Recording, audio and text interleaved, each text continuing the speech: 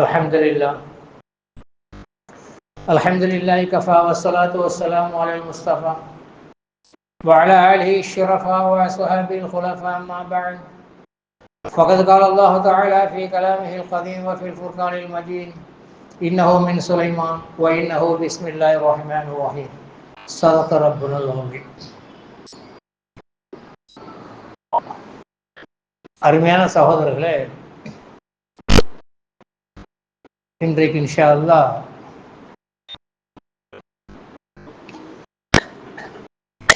பல தரப்பட்ட வாழ்க்கையை பற்றி பார்ப்போம். இறுதியில் ஸல்லல்லாஹு அலைஹி வஸல்லம் அவர்கள் யாரெல்லாம் சொர்க்கம் போக மாட்டார்கள் என்ற ஒரு லிஸ்டை பார்ப்போம். முதல்ல ஒன்றை விளங்கிக்கிடுங்க, ஒரு தடவை படைக்கப்பட்ட மனித உயிரும் ஜின்களுடைய உயிரும் மலக்குகளுடைய உயிரும் அழியாது. அழிவு என்பது கிடையாது. இந்த மூவருக்கும், மலக்குகள், ஜின்கள், மனிதர்களுக்கு அழிவு என்பது கிடையாது. ஒரு முறை படைக்கப்பட்டால் அது படைக்கப்பட்டதுதான், அது அழியாது. ஒரு மௌத்து வரும், அது அழிவு இல்லை, ஷிஃப்ட், மாறுறது. அது எப்படிங்கிறத இந்த வாரத்துடைய முதல் துவக்கத்தில் சொல்லிட்டு பின்னால் அந்த ஹதீஸ்களுடைய துவக்கை நான் சொல்றேன். அல்லாஹ் ஜல்ல சுப்ஹானஹு வ தஆலா ஆதம் அலைஹிஸ்ஸலாத்து வஸ்ஸலாம் அவர்களை படைத்தவுடன் அதுக்கு எதை செலுத்தினா, ரூஹுங்கிறது அல்லாஹ்வுடைய ரூஹ். ஹதீஸ்ல, பல ஹதீஸ்ல வருது, என்னுடைய ரூஹை நான் செலுத்தினேன், என்னுடைய கையால படைச்சேன், என்னுடைய ரூஹை நான் செலுத்தினேன் அப்படிங்கிறோம். அப்ப ரூஹுங்கிறது அல்லாஹ்வுடைய தரப்புல இருந்து வந்த ஒன்று. இதை முதல்ல விளைவிக்கிறது. இரண்டாவதாக, ஆதம் அலைஹிஸ்ஸலாத்து வஸ்ஸலாம் அவருடைய கை வலது தோல்ல அல்லாஹ் கையை வச்சான், வெள்ளை வெள்ளை அணுக்களாக உதிர்ந்தன. இடது தோல்ல கையை வச்சான், கருப்பு கருப்பு அணுக்களாக உதிர்ந்தன. ஆதம் அலைஹிஸ்ஸலாம் கேட்டார்கள், இவர்கள் யார்? அல்லாஹ் பதில் சொன்னான், ஆதாமின் ஊழ்திக்க. இது மிஷ்காத்துல வரக்கூடிய ஹதீஸ். ஆதாமின் ஊழ்திக்க, இது எல்லாம் உன்னுடைய பிள்ளைகள் தான். இது கருப்பா இருக்கிறது, இது உன்னுடைய பிள்ளைகள் தான், உன்னுடைய ஜீன்ல இருந்து தான் எல்லாரும் வர்றாங்க அப்படின்னு கேட்டாங்க. அப்ப ஆதம் அலைஹிஸ்ஸலாத்து வஸ்ஸலாம் அவர்கள், ஏன் இவங்க வெள்ளையா இருக்கிறாங்க, ஏன் இவங்க கருப்பா இருக்கிறாங்க? இவங்க எல்லாம் சொர்க்கவாசிகள், அவங்க எல்லாம் நரகவாசிகள். இது நமக்கு என்ன தெரியுது? அது ஏற்கனவே ஜஃபல் கலாம், பேனா காய்ந்து விட்டது, முடிவடைந்து விட்டது. சரி, இப்ப இந்த பேர் எல்லா அத்தனை பேரும் படைக்கப்பட்டார்களா என்று கேட்டால் படைக்கப்பட்டு முடித்து விட்டார்கள். உங்களுடைய கொள்ளு பேரன், அவங்க பேரன், கியாமத் நாள் வரைக்கும் நம்ம ஜீன்ல எத்தனை பேர் வருவாங்களோ அத்தனை பேரும் மஹ்லூக். இது விளங்கிக்கிறீங்க, எல்லாருமே படைக்கப்பட்டு விட்டனர். இனிமே அல்லாஹ் புதுசா படைக்க போறல. அல்லாஹ் இஸ்தவால் அர்ஷ், அல்லாஹ் அர்ஷ்ல சாஞ்சி உட்காந்துட்டா, எல்லா படைப்பும் முடிஞ்சு. படைப்புண்டு என்னென்ன இருக்கு, இந்த மனுஷன் என்னென்ன கண்டுபிடிக்க போறாங்களோ அணுகுண்டு படைக்கப்பட்டாச்சு. இன்னும் என்னென்ன புதுசா கண்டுபிடிக்க போறாங்களோ அது எல்லாமே படைக்கப்பட்டதுதான், வெளிப்படலை. அப்போ இப்ப நம்முடைய பொண்டாட்டி கர்ப்பமா இருக்கிறாங்கன்னு சொல்லி சொன்னா, இதற்குள்ள ரூஹை நம்முடைய அந்த பேரனை அல்லது நம்முடைய பிள்ளைய ஆலமுல் அருவாகில் இருந்து அல்லாஹ் இங்கே வர வைப்பான், கர்ப்பத்துக்கு வர வைப்பான். இந்த ஷிஃப்டிங் தான் நடக்குமே தவிர அழிவுங்கிறது நடக்காது. இது வரைக்கும் புரிஞ்சிச்சா? இப்ப சொன்ன சருத்து வரைக்கும் புரிஞ்சா? ஆக ஆலமுல் அருவாகில் எல்லாரும் படைக்கப்பட்டுட்டாங்க. தேவைக்கேற்ப தாயினுடைய கர்ப்பத்துக்கு அல்லாஹ் அனுப்புவான். அதற்கு பேரு ஆலமுல் அருவா, ஃபர்ஸ்ட் உலகம்.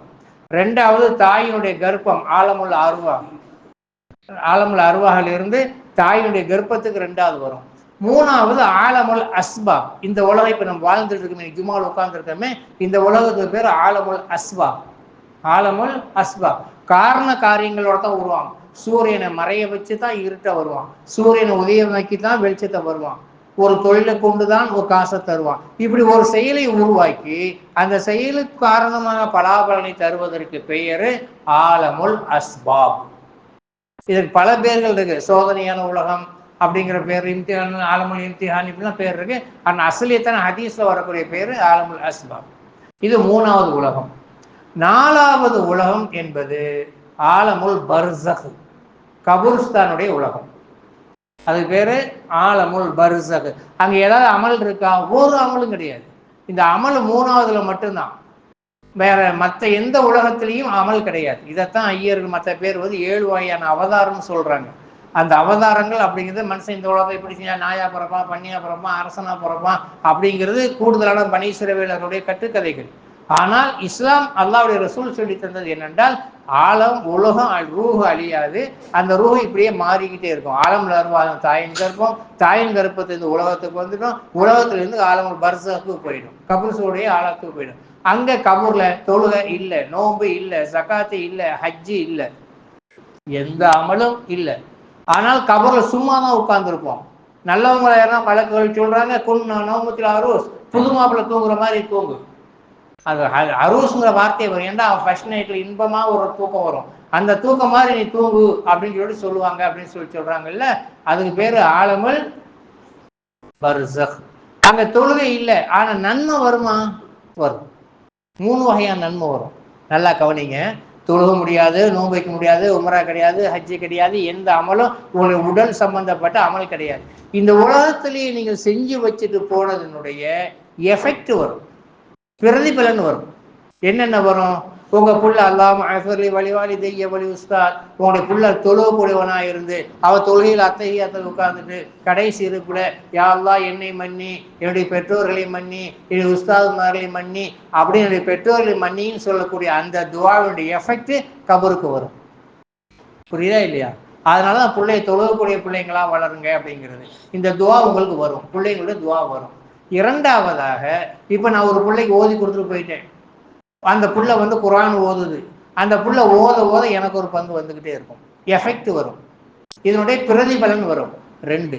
மூணாவது, நீங்க ஒரு பள்ளியை கட்டிட்டீங்க, அல்லது ஒரு போரை போட்டு விட்டீங்க, ஒரு பஸ் ஸ்டாண்டை கட்டிட்டீங்க, ஏன் ஒரு மரத்தை நட்டி வச்சுட்டு போயிட்டீங்க, அந்த மரத்துல மக்கள் பலன் பெற்ற வரைக்கும் அந்த சவாப், அந்த எஃபெக்ட் உங்களுக்கு வந்துகிட்டே இருக்கும். இந்த 3 தான் வரும். இந்த பிள்ளைங்களுடைய துவா, கற்றுக் கொடுக்கப்பட்ட கல்வி, நிரந்தரமான அமல். நிரந்தரமான அமல்னா பள்ளி, போரு, மரம், நிறைய வரும் இதுக்குள்ள. அந்த மாதிரி விஷயங்கள் மட்டும் வரும், ஆனால் நீங்க அமல் செய்ய முடியாது. இது 3வது உலகம்.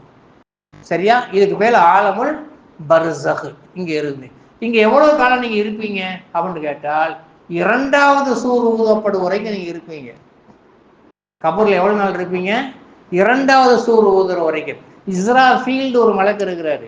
இந்த மலக்குடைய வேலை என்னண்டா, அல்லாஹ் ஒரு குழலை கொடுத்து நீ உட்கார்ந்துட்டே இரு, நான் ஒரு உத்தரவு தருவேன், அப்போ ஃபர்ஸ்ட் ஒரு தடவை ஊன்னு ஊது, 2வது தடவை உத்தரவு தருவேன் ஊது, இது வரைக்கும் நீ சும்மாவே உட்கார்ந்துரு. அதுக்குன்னே ஒரு மலக்கு, அவர் பேரு இஸ்ராஃபீல். இஸ்ராயில் உயிர் வாங்குவார், இஸ்ராஃபீல் அந்த சூர் ஊதக்கூடியவர். அவர் ஃபர்ஸ்ட் ஊதுற உடனே அழிவு. இப்ப மௌத்தா போனோம் இல்லையா, 4 நாளைக்கு முதல்ல மௌத்தா போனாங்க, ஏன்னா மத்த அம்மா இப்ப மௌத்தா போனவங்க எல்லாம் 2வது ஊதுற வரைக்கும் எங்க இருப்பாங்க?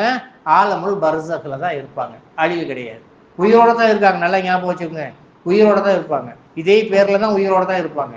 சரி, அடுத்ததாக 2வது சூர் ஊதப்பட்ட பின்பு அவர்கள் மறுமைக்காக வேண்டி, மஹ்ஷருக்காக வேண்டி எழுப்பப்படுவார்கள். மஹ்ஷருக்காக வேண்டி எழுப்பப்படுவார். அப்ப அதுல ஆதம் அலைஹிஸ்ஸலாத்துல இருந்து கடைசி மனிதன் வரைக்கும் எல்லாருமே எழுப்பப்படுவார்கள். அதற்கு பேரு ஆலமுல் மஹ்ஷர், மஹ்ஷருடைய உலகம். எல்லாரும் ஒண்ணு சேர்ந்து நிற்பாங்க. அந்த உலகத்துல தான் எல்லாரும் ஆலமுல் அர்வாஹ்கள் எப்படி ஒண்ணு சேர்ந்தாங்களோ அது மாதிரி இந்த உலகத்துல அவங்க எல்லாரும் ஒண்ணு சேர்ந்திருப்பாங்க. எல்லாரும் ஒண்ணு சேர்ந்திருப்பாங்க. இதுவரையும் புரிஞ்சா? இப்ப இந்த ஆலமுல் மஹ்ஷர்ல இருந்துதான் பிரிவாங்க. எப்படி எப்படிலாம் பிரிவாங்க? அமல்களை கொண்டு பிரிவாங்க. ஃபர்ஸ்ட் அல்லாஹ் குர்ஆன்ல இப்படி சொல்லி காட்டுவான். முதல்ல மலக்குகளுக்கு அல்லாஹ் சொல்வான், வம்தாஸுல் யௌம அய்யுஹல் முஜ்ரிமூன், யாசீன்ல வரக்கூடியது. குற்றவாளிகளை ஒதுக்குங்க, ஃபர்ஸ்ட் ஒதுக்குங்க அப்படின்றோம். எப்படி அடையாளம் தெரியும்? மலக்குகள் அலையா காசு முடிச்சு யாரெல்லாம் இணை வச்சாங்களோ கண்ணங்கண்ணேர்னு எந்திரிச்சு வந்து நிற்பான், பேய் அடிச்ச மாதிரி எந்திரிச்சு வந்து நிற்பான், கருப்பா நிற்பான். அந்த அடையாளத்தை வச்சு மலக்குகள் வம்தாஸுல் யௌம அய்யுஹல் முஜ்ரிமூன் எல்லாரையும் ஒதுக்கிடுவாங்க. அவங்க எல்லாம் ஃபர்ஸ்ட் கோர்ட்லயே, ஃபர்ஸ்ட் கேட்லயே நிப்பாட்டப்பட்டு இடதுபுறமாக அழைத்து செல்லப்பட்டு அப்படி நரகத்துக்கு போயிடுவாங்க. புரிஞ்சா? அடுத்து மூமின்கள்லேயே பலதரப்பட்ட மக்கள் வருவாங்க. ஃபாயிஸ்கள் இருப்பாங்க, முத்தக்கின்கள் இருப்பாங்க, முஸ்லீம்கள் இருப்பாங்க, மோமின்கள் இருப்பாங்க, அவுலியாக்கள் இருப்பாங்க, அக்தாபல் இருப்பாங்க, நபிமார்கள் இருப்பாங்க, சித்திகங்கள் இருப்பாங்க, ரசூல்மார்கள் இருப்பாங்க, எல்லாரும் ஒண்ணா நிற்பாங்க. அப்போ அல்லாஹ் அவங்கள பிரிப்பான், ரசூல்மார்கள் நபிமார்களை உருவாக்குவான். முதல்ல 7 நபர்களை தேர்ந்தெடுப்பான் ஃபர்ஸ்ட் சொர்க்கத்துக்காக வேண்டி.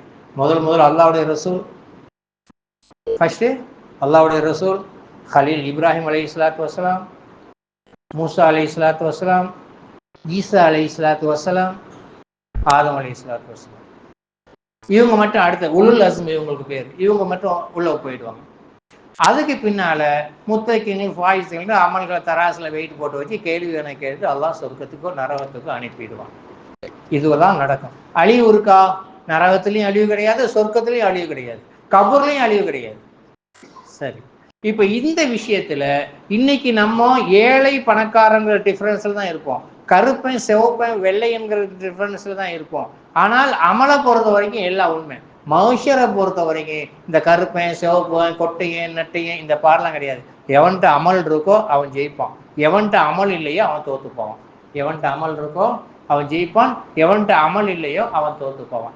இந்த அமலை உருவாக்குறதுக்கு சில விஷயங்களை அல்லாஹ் குர்ஆன்லயே சொல்லியிருக்கிறான், ஸல்லல்லாஹு அலைஹி வஸல்லம் சொல்லி தராங்க. உங்களுக்கு நல்லாவே தெரியும், தொழுகணும், நோன்பு வைக்கணும், அல்லாஹ் என்னென்ன சொல்லணும் அத்தனையும் சொல்லி வரும்போது அமலுடைய கிரேடு ஏறிக்கிட்டே போகும். அல்லாஹ் தடுத்தவைகளை செய்யும் போது பாவத்தினுடைய கிரேடுகள் ஏறிக்கிட்டே போகும். பாவத்துடைய இது நமக்கு எல்லாத்தையும் சொல்லாமையெல்லாம் அல்லாஹ் நம்மளை சொர்க்கத்துக்கு நரகத்துக்கு அனுப்ப மாட்டான்.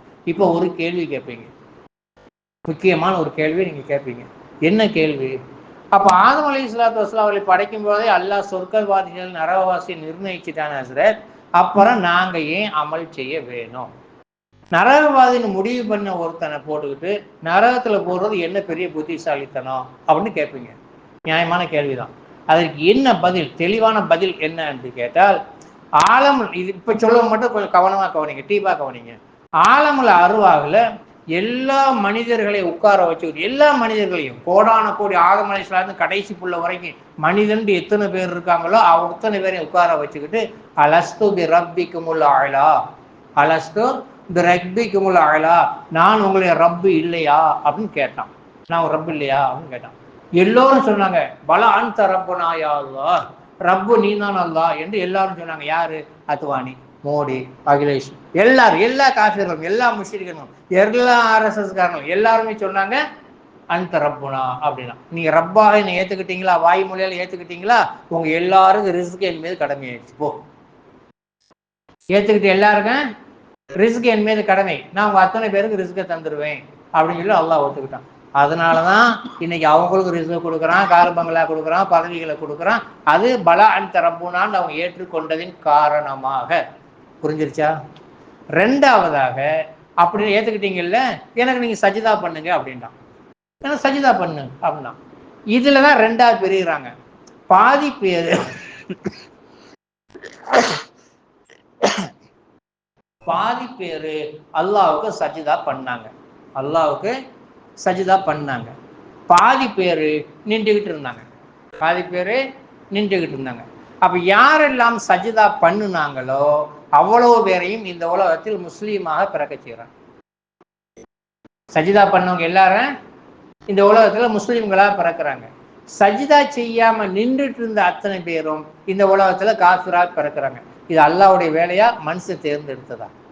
இதுக்கு அல்லாஹ்க்கு ஏதாவது சம்பந்தம் இருக்கா? இல்ல. சஜிதா அவங்களும் பண்ணி இருந்தாங்கடா அவங்களும் மூமினா தான் பிறந்திருப்பாங்க. சரி, ஓகே. பாதி பேர் சஜிதா பண்ணவங்க மூமின், சஜிதா பண்ணவங்க தான் காஃபிர். சரி, இந்த சஜிதா பண்ணாங்கல்ல, அல்லாஹ் சொன்னா தலையை ஒசத்து அப்படின்னா தலையை ஒசத்துனாங்க. தலையை ஒசத்தி பார்த்தா பாதி பேர் நின்றுட்டு இருக்கிறாங்க. சஜிதா பண்ணவங்களையே எண்ணத்தால் ரெண்டா பிரிகிறாங்க, எண்ணத்தால் ரெண்டா பிரிகிறாங்க. சஜிதா பண்ணவங்களை பாதி பேர் யோசிக்கிறாங்க, சே தப்பு பண்ணிட்டோமே, நம்மளும் சஜிதா பண்ணி இருக்கலாமே, நம்ம சஜிதா பண்ணாம இருந்து தப்பா போச்சே அப்படின்னு சொல்லிட்டு, இல்லை, சஜிதா பண்ணவங்களை சில பேர் யோசிக்கிறாங்க, நம்ம ஏன் வேஸ்டா போய் குரல் கேட்டதுக்காக சஜிதா பண்ணோம், நம்மளே இவங்களை மாதிரி நின்றுட்டு இருக்கலாமே. சஜிதா செய்ததற்காக வருத்தப்படக்கூடியவர்கள் எண்ணத்தால் வருத்தப்பட்டதின் காரணமாக இந்த உலகத்தில் அமல் இல்லாம போறாங்க. தொழுகக்கூடிய நசீப் இல்லை, உம்ரா செய்யக்கூடிய நசீப் இல்லை, அஜி. எத்தனை பேருங்க பணக்காரங்க இதுவரைக்கும் உம்ரா பண்ணல? எனக்கே தெரியும், உங்களுக்கே நிறைய பேர் தெரியும். நல்லா வசதி உள்ளவங்க காபத்துல்லா ஒரு முறை போல பார்க்கல, 10 பேர் ஹஜ்ஜு கூட்டிட்டு போகக்கூடிய வசதி இருக்கிறவங்க தான் ஒரு ஆள் கூட ஹஜ்ஜு செய்யல, இருக்காங்களா இல்லையா? அவங்க என்ன அர்த்தம்? சஜிதா செஞ்சாங்க, செஞ்ச சஜிதாவுக்காக வருத்தப்பட்டாங்க. அதனால அல்லாஹ் இப்படிப்பட்டது. இது அல்லாஹ்வுடைய தப்பா ஒரு நம்ம தப்பா? அடுத்து நின்றுட்டு இருந்தாங்க இல்ல, அவங்களும் ரெண்டா பிரிகிறாங்க, எண்ணத்தால் வேறுபடுறாங்க.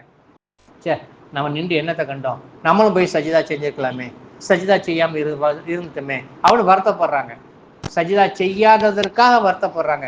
இவங்க காஃபிரா பிறந்து முஸ்லீமாயி முஸ்லீமா இறந்து போறாங்க. பிறக்கும்போது காப்பிரா பிறக்கிறான், ஏதோ லவ் பண்ணியோ வேற காரணமோ இஹ்லாஸாவோ சஜிதா பண்ணி முஸ்லீமாயி காஃபிரா பிறந்து முஸ்லீமாயி மௌத்தா போறான். ஆக மனிதன் தேர்ந்தெடுத்ததுதானே தவிர இது அல்லாஹ்வால் குற்றமில்லை. அல்லாஹ் எடுத்து காட்டினான். வெள்ளை அணுக்கள் சொர்க்கவாசிகள், கருப்பு அணுக்கள் கரவாசிகள் எடுத்து காட்டினானே தவிர தேர்ந்தெடுத்தது அல்லாஹ் அல்ல, தேர்ந்தெடுத்தது மனுஷன் தான். அன்னைக்கு எல்லாரும் சஜிதா பண்ணியிருந்தா எல்லாரும் மோமீன். சஜிதா பண்ணதுக்காக நிறைவு அடைந்திருந்தா நம்மள மாதிரி ஒரு ஜும்மாவிலேயே எங்கேயாவது ஒரு இடத்துல உட்காந்துருப்பான் இன்னைக்கு பள்ளிக்குள்ள. புரியுதா இல்லையா? ஆக அல்லாஹ் ஜல்ல சுப்ஹானஹு வ தஆலா மேல எந்த தவறும் கிடையாது. அல்லாஹ் அநீதி செய்ய மாட்டான். சமுதாய லெவல்லையும் அநீதி செய்ய மாட்டான், குடும்ப லெவல்லையும் அல்லாஹ் அநீதி செய்ய மாட்டான். இதை நீங்க புரிஞ்சிருப்பீங்க. இதுதான் ஏற்பாடு. சரி, இப்ப அமல் முடிஞ்சு, அமல் முடிஞ்சு மஹ்ஷர்ல வந்தாச்சு. மஹ்ஷர்ல வந்த பின்னால் நல்லா ஞாபகம் வைங்க, பெருமானார் ஸல்லல்லாஹு அலைஹி வஸல்லம் சிலரை சொர்க்கத்திற்கு போக மாட்டாங்கள் என்று அறுதியிட்டு சொல்லி காட்டுறாங்க. சிலரை ஸல்லல்லாஹு அலைஹி வஸல்லம் இவர்கள்லாம் இப்போ நான் சொன்ன பகுதியெல்லாம் உங்களுக்கு தெரியும். இது எல்லாம் நம்பித்தான் ஆகணும். இது எல்லாமே நம்ம நம்பித்தான் இன்னைக்கு ஜும்மாவில் உட்கார்ந்துருக்கிறோம். பெருமானார் ஸல்லல்லாஹு அலைஹி வஸல்லம் அவர்கள் யாரையெல்லாம் சொர்க்கவாதிகள் போக முடியாதுன்னு சொல்றாங்கடா, ரொம்ப ஆச்சரியப்படுவீங்க. ஃபர்ஸ்ட், லா யதுகுல் ஜன்னத மன் கான ஃபீ கல்பி மிஸ்கால ذرة கிப்ரன். அணு அளவு தற்பெருமை எவருடைய உள்ளத்தை, ஃபர்ஸ்ட் பயான் முடிஞ்சு போச்சு. இதோட இதையும் அதையும் போட்டு குழப்பாதீங்க. இதே அந்த பாலம் பாரம்பரியமாக எப்படி நம்முடைய அருவாகள் வருகிறது, எப்படி சொர்க்கத்துக்கு போவோம், அழிய மாட்டோம் அப்படிங்கிறதுக்காக வேண்டிய விளக்கத்தை முதல்ல சொல்லிட்டேன். இப்போ நம்ம சொர்க்கத்துக்குள்ள போகணும்ல, அதுக்கு தடையா இருக்கிறது என்னன்னு தெரிஞ்சா தானே அது தள்ளி விட்டுட்டு போக முடியும். அப்படிங்கிறதுக்காக இரண்டாவது பாட்டில் இதை கொண்டு வர்றேன்.